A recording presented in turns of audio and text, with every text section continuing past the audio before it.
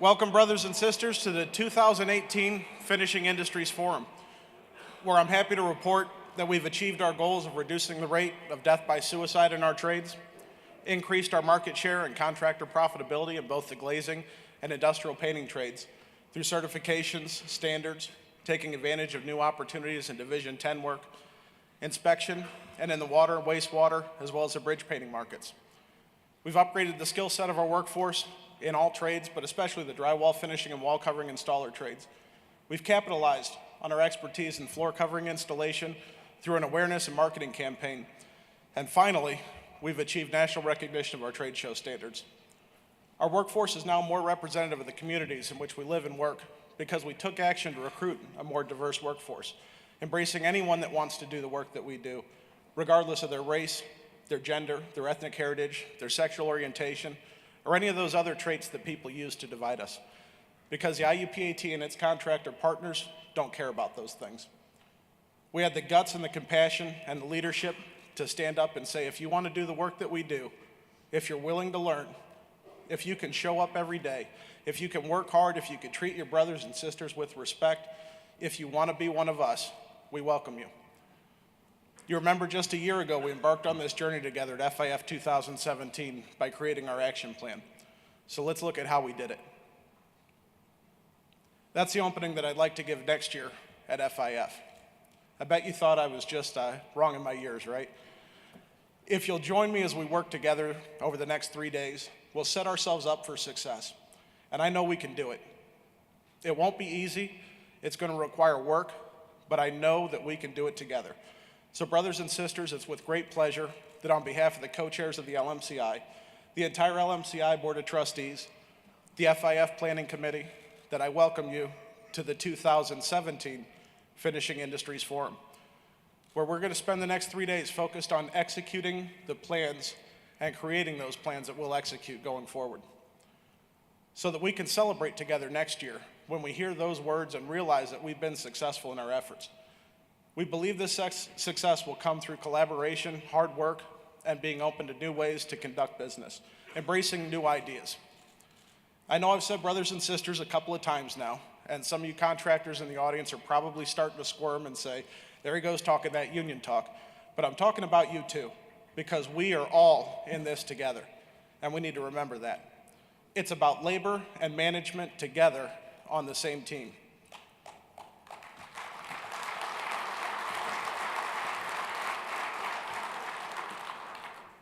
Sometimes we do find ourselves on opposite sides of the table, but it's always us against the non-collectively bargained, non-unionized industry out there.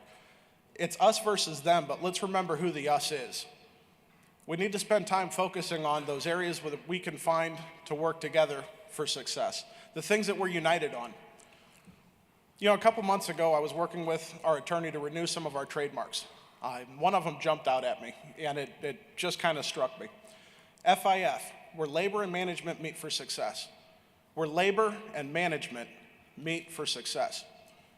Not just to talk about what we've done, but to make plans so that we can be successful together. You'll note that the format's going to be different this year than we've had in years past, and anyone familiar with transitions and transformations will know that along the way, there's hard work and there's moments where you stand back and have what was so eloquently described at last year's FIF as an OSM. We all remember what that was, right? The oh shit moments. So we do have takeaways at FIF. I know those of you that were here last year remember that one. So this is my OSM for sure, and I'll tell you why. The FIF Planning Committee has put together a great program. We're going to talk about opportunities in glazing and industrial painting.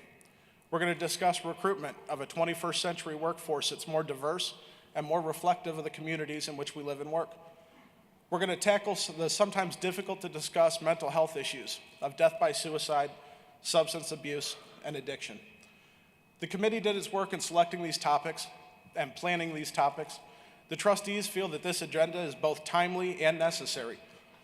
The LMCI and FTI field staff, along with consultants, subject matter experts, and volunteers have spent over 1,000 hours putting together these work groups and preparing for the important conversations that we're about to have. The office team has been working tirelessly for months in the background, making sure that no logistical details have been overlooked. CSU and the hotel team have worked hand in hand on housing, meeting space, setting up all the rooms, taking care of all the technological needs, the lighting, the videos, and ensuring that you all are well fed and well cared for while we embark on this journey together.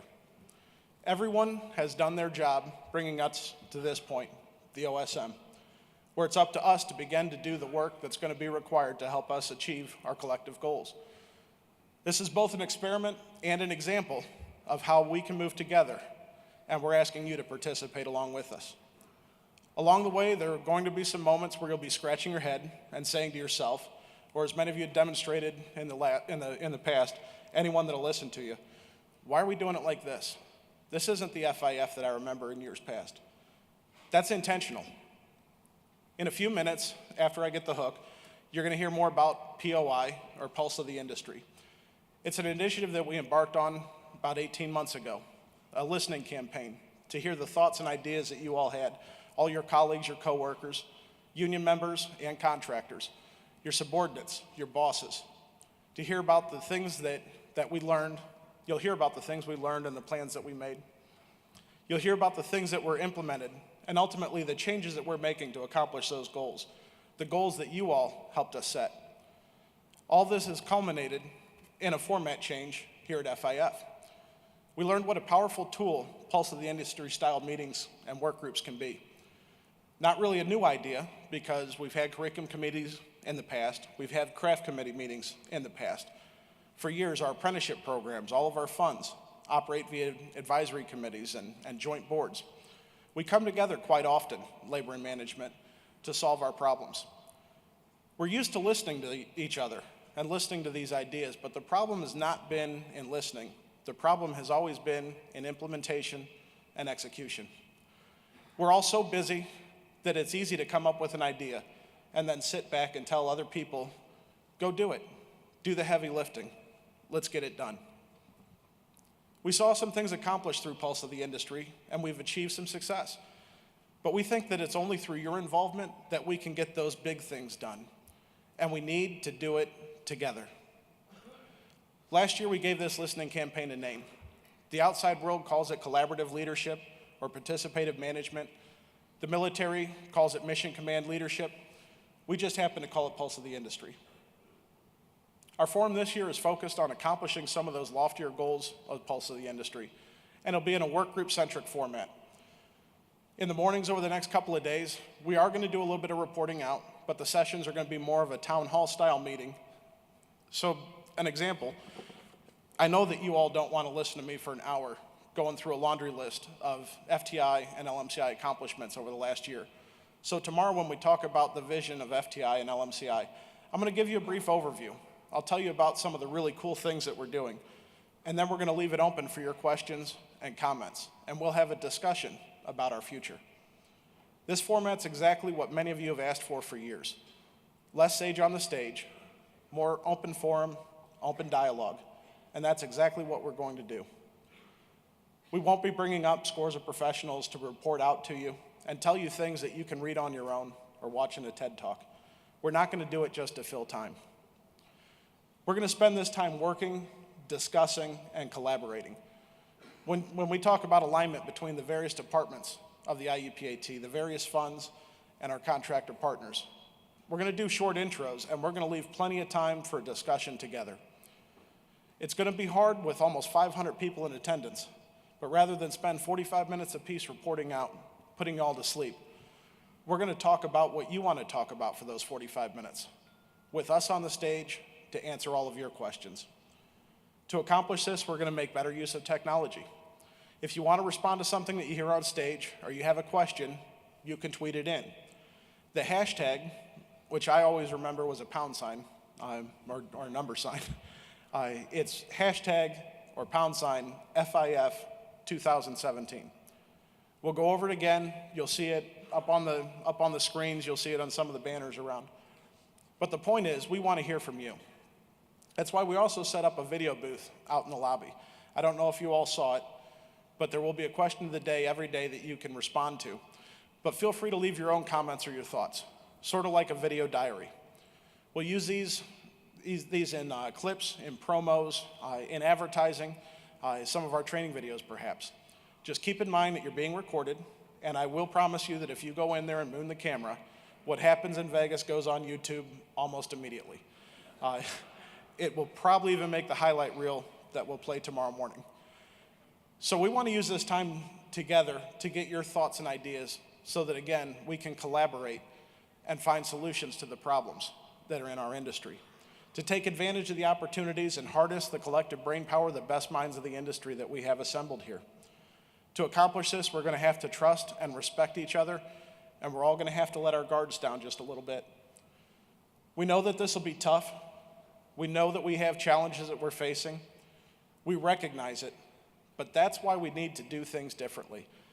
And perhaps FIF is the time and place to start addressing those challenges more effectively, and that means by doing more ourselves and asking more of you as well. We'll talk about marketing and communication in the coming days. We'll talk about the steps that have been taken as a result of those Pulse of the Industry meetings. I'll give you a little bit of a teaser. We're going to be doing some market research and looking for you to share your opinions and ideas about who we should be talking to, what we should be saying. You'll have an opportunity to do just that starting tomorrow. Last night at the reception, many of you probably had the opportunity to put your hands on some of the newest technology that we're using to train apprentices and conduct journeyman upgrade classes. If you haven't, no worries. You'll have an opportunity to do it over the next couple of days. I hope you had an opportunity to touch and feel a prototype of the new glazing certification, the architectural glass and metal technician, that was built through a collaboration of not only union members and contractors, but subject matter experts from the industry. You see, we're taking that Pulse of the Industry model and we're making it work for us in our day-to-days. And this is one of the areas that we're really shining in, and I'm particularly proud of the work that's been accomplished. I can't wait to tell you about the glazing certification more tomorrow. It's very, very exciting. We'll save it for tomorrow. For those of you that are looking to upgrade your skill set a bit, we have a training track of sorts. Dennis Doran will be hosting a couple of training sessions, talking about upgrading your supervisory and leadership skill sets, talking about emotional intelligence and influencing the people that you manage and lead. I know a lot of you are excited to meet Vernice Armour, Fly Girl, America's first African-American female fighter pilot, and a fellow U.S. Marine. She'll kick off a discussion tomorrow about what a 21st century workforce should look like. I'm really excited about this year's agenda, and I think it's going to lead into the work that we look to accomplish in 2018 and beyond. On Wednesday morning, we're going to hear from the 4 main work groups and their ideas for an action plan for this coming year. Immediately following FIF, the various leadership teams will be meeting to discuss these ideas and how we're going to implement them. We'll be rolling out these plans at our winter fund meetings and in GPAC in February and March of 2018, along with who's going to be responsible for each step of the plan.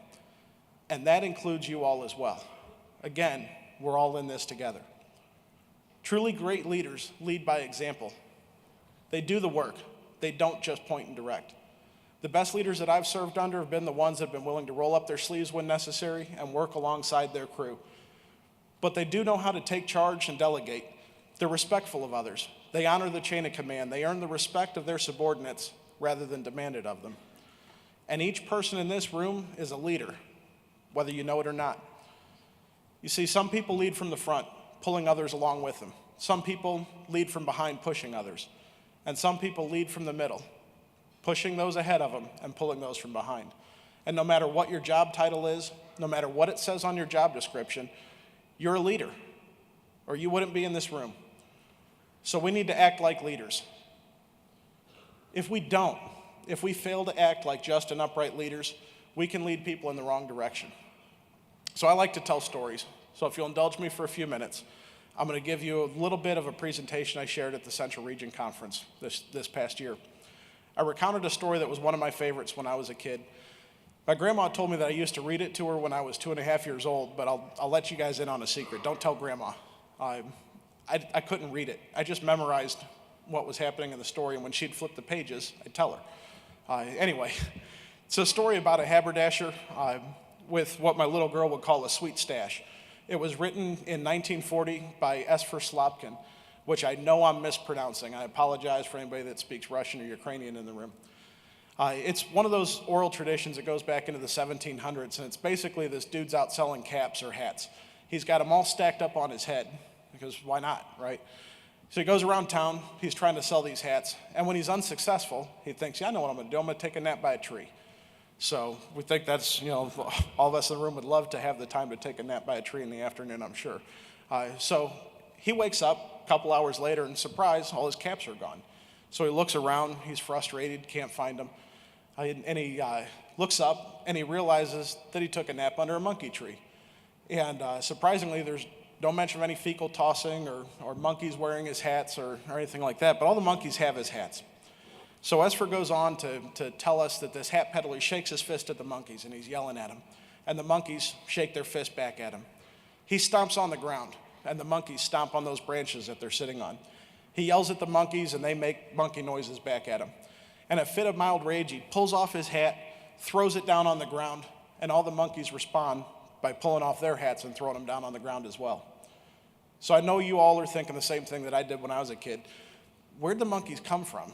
And how did he sleep through all those monkey noises they were making? I don't know the answer to that, but what I do know is this isn't a story about you all working with a bunch of mindless monkeys. But it is clear that those monkeys emulated the peddler's behavior, just as people emulate ours.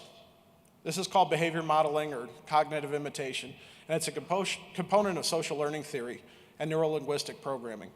If you walk around complaining and pointing out the little things that don't really matter, if you make mountains out of molehills, then those people that you're leading, they're gonna do the same thing. But if you're positive, if you have a good attitude, if you're helpful, if you contribute, and if you do that, those people that you're leading, even the ones that you don't realize are watching you, they're gonna do the same thing.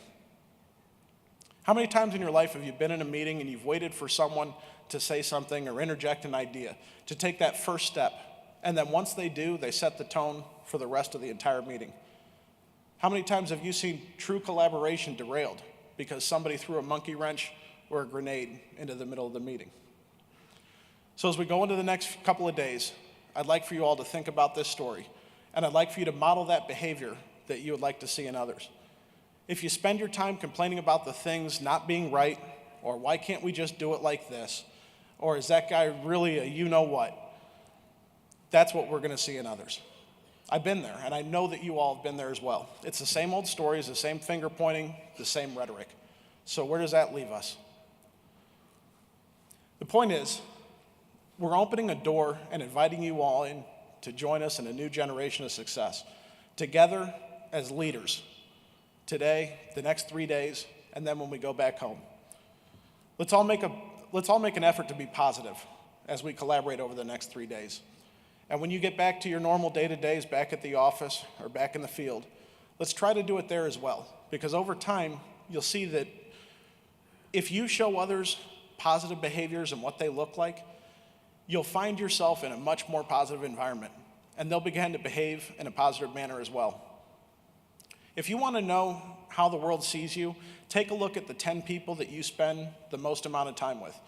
And it's likely that you're a solid average of the behavior exhibited by those 10 people. So if you don't like what you see, change your behavior. Make a concerted effort. Lead. Take an introspective look back at yourself in another 6 months. So anyway, enough philosophy. It's time to execute the plan. In a moment, I'm going to ask John Burklaw to come up here and begin talking to you all about Pulse of the Industry. He's going to introduce you to some of the folks that many of you probably already know. He's going to talk to you a little bit about history, tell you about some of our accomplishments, and spend time talking about what's to come. I'll give you a little bit more about John tomorrow and how he fits into the bigger picture of LMCI and FTI and how he works on our team. We're going to talk more tomorrow about structure and vision. But for now, let's stay positive. Let's trust and respect each other. Let's lead. Let's open ourselves to this new generation of success. Let's let our collective oh shit moment begin. So thank you all for taking time out of your busy schedules this week as we move the industry forward. Let's go to work.